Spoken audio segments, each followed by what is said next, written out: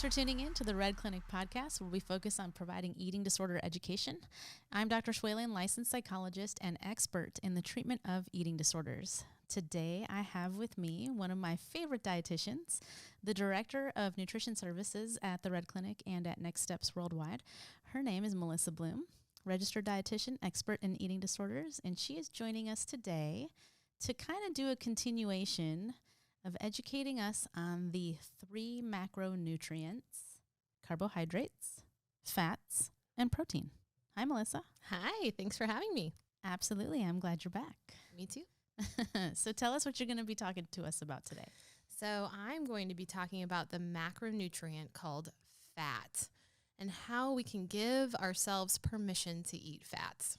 What? Yeah. So last time you gave us permission to eat carbs, and today you're going to give us permission to eat fat. Mind blown. Yeah, kind of. I don't know if I should turn you off right now or keep listening. Keep listening, please. The clients that we treat will have a tough time listening to this, I think, right? Yes, and I especially think just from the low carbohydrate, focus that our society has, and then our low fat focus as well. So giving ourselves permission to eat both of these types of macronutrients is kind of daunting.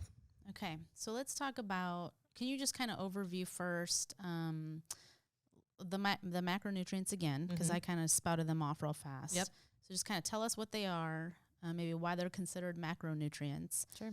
And then if you're okay with it, talk to us about fat. Absolutely. Okay. So we talked about carbohydrates. And again, I feel like that's probably the most popular topic of nutrition conversation out there.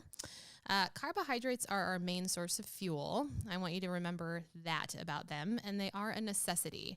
They are the most important. It's all important. But one of the most important macronutrients that we need to intake. And we need the most of our energy intake from carbohydrates. The most. Okay. Then we're talking about fats. So fats provide a lot of different things in our body, especially when we think about like healthy skin and hair and nails, and then our body's immunity, as well as our structure of our different types of organs, including our brain. And then lastly, protein. So those are known as the building blocks of our body. So everything is made up of protein structurally. We call these 3 macronutrients macro meaning large, because they're needed in large quantities in our diet. Okay. That's really interesting. Mm-hmm. Yep. So they're called macronutrients because they're needed in large quantities. Mm-hmm. So people who restrict carbs and people who restrict fat are actually restricting something that we need large quantities of. Absolutely. All right. Mm-hmm. That's really, really interesting. Yep. Last week, we also spoke on the way carbohydrates are broken down, like from the periodic table, in terms of carbon, hydrogen, and oxygen. Mm-hmm. And that really stuck with me. Mm-hmm. And so that's kind of what you explained last week. So how do you break down fat? I mean, maybe I shouldn't ask that question on our Red Clinic podcast, right? But well, I want to go into the common misconception. And again, I think with the low carb obsession that we have in our society, this statement that I'm about to say doesn't have as much influence, but a lot of us still think this. Fat does not make you fat. And I'll say that again. Fat doesn't make you fat.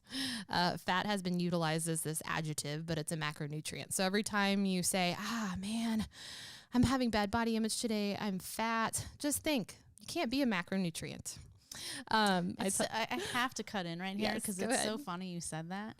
In therapy sessions, when I'm working with clients and they say, like, today I feel fat, I always challenge that with, really? Because, like, yesterday were you feeling carbs and earlier were you feeling protein? Because fat is not a feeling, right? Yep. There's always something that underlies why they're saying that. Yes, no, absolutely. So to answer your original question, there are different types of fats, and The most common ones are unsaturated, saturated, and trans fats. And those are made of different molecular compositions, but they're typically found in different types of foods. And usually we have judgments based on what type of fat we should have. So I'd like to really talk about some of those different kinds of fats as well. Let's do it. Okay. So unsaturated fats are typically those from plant-based foods outside of coconut oil and palm oil. And unsaturated fats are dubbed as the healthy fats. They are quite heart protective. So a lot of times, again, people are concerned if I eat too much fat, then will I have heart disease? Fat can be heart protective as well. So I want to highlight that too. They're often found in nuts and seeds, olive oils, or any kind of vegetable oil. Avocados, nut butters, trail mixes. And then we have our saturated fats, which are those that are animal-based, typically. Butter, I'm going to say coconut oil because that's also another popular food, palm oil, as well as high-fat meats and high-fat dairy products. Trans fats have really been eliminated in a lot of foods just from their health concerns. So not a whole lot of people that I talk to have concerns on that one, but it's the saturated fats that people tend to say, I don't need that. Okay. And I mean, I think I've even heard that out there in just pop culture where people are really scared of that. They read labels because of it. Mm-hmm. And I'm talking about people who don't even have eating disorders that will read labels and pick up on how much saturated fat is in this and then make decisions based on what that label says on whether or not they're going to eat that food. Right. Research has shown that a combination of saturated fats and unsaturated fats is actually the most healthy for our bodies. And so cutting out one or the other, especially the saturated fat, is a no-go. So having a combination of different foods, butters, nuts and seeds, nut butters, high-fat meats, that's actually more of a balanced, nutritious diet. Okay. And so eating fat doesn't make you fat. Yeah, eating fat doesn't make you fat. What else do you think people with eating disorders need to know about fat?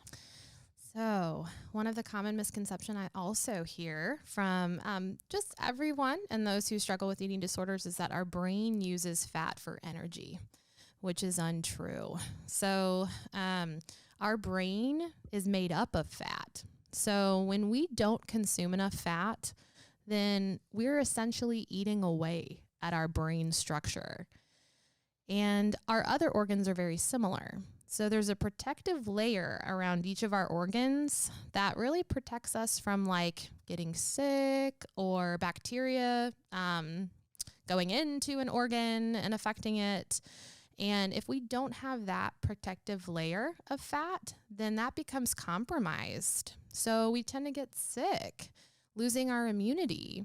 Our brain tends to, it sounds kind of terrible, but like waste away. Yeah. I mean, we're not getting that component. I was thinking like deteriorate over time. Yeah, it deteriorates. And so therefore we really can't think about the things that we want to think about and continue our recovery. So fat is such an important piece of our overall nutritional intake. So, in clinic when we're treating clients with eating disorders and they have the eating disorder that is characterized by food restriction and caloric restriction, we can actually see the effects of what we would call being brain starved, right? Yep. So is that when we use that term to kind of describe, this client's presentation, right? So they're presenting as brain starved, which means we're having the same conversation with them over and over again.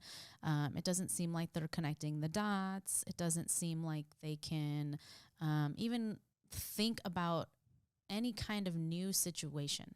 And so this is for family members, parents, loved ones. If you are worried that your child or loved one may have an eating disorder, one of the things that I hear often is that, their child or their loved one was going to school, they were getting straight A's, they were still able to do everything just as good as they've always been able to do because those like those pathways are so well practiced. They didn't actually need any new fat or myelination or anything like that to help them come up with new thought processes. But when it came to having a more abstract type of conversation or thinking outside the box, they were starting to notice that their child was really struggling in that area. Yes. And this might be part of that reason. Yep, absolutely. Okay. Yeah. Very cool. It's I like making these awesome. kind of connections. Yes. Another important thing that you should know is that when we don't consume enough fat in our diet, then our hormones really take a hit. So that's where, people will tend to lose their periods or their fertility. That's a huge impact that fat can have on our hormonal balance. It's a long-lasting impact. Yeah, I mean, it's kind of irreversible at that point, right? Mm-hmm. Okay. Yep. So what else do you want all of our listeners to know about fats? Fats are necessary. You have permission to eat fats. Fats are a normal part of our diets. They are an incredibly important part of our diet, and we do not need to consume all low-fat products. Okay. Why do you think people got it in their head that fats were bad?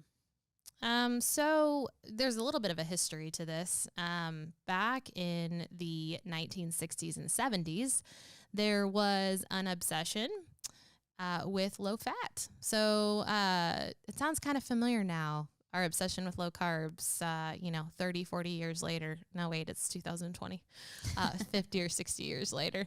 And it seems to go different ways throughout our history if we look at our dieting culture. But back in the 60s and 70s, that was really touted as what is healthy. So products started to come out as low fat yogurts, low fat Cheetos, low fat chips that are supposed to be fried in high fat, low fat cookies. Skim milk. Right? Yes. Okay. Low fat chocolate cake. Again, so this movement really, took a toll on people consuming like, all right, so I have to eat everything low fat. And there are other things in those products too to make them taste good. And that's a whole nother conversation. But I think that it really stemmed from that and just the fear of heart issues, the fear of becoming fat. It's so fear-based. Okay, so what I'm hearing you say today is that eating fat doesn't make you fat. Right. Fat is actually really healthy for us Yep. and can be a heart-healthy part of our diet. Yes.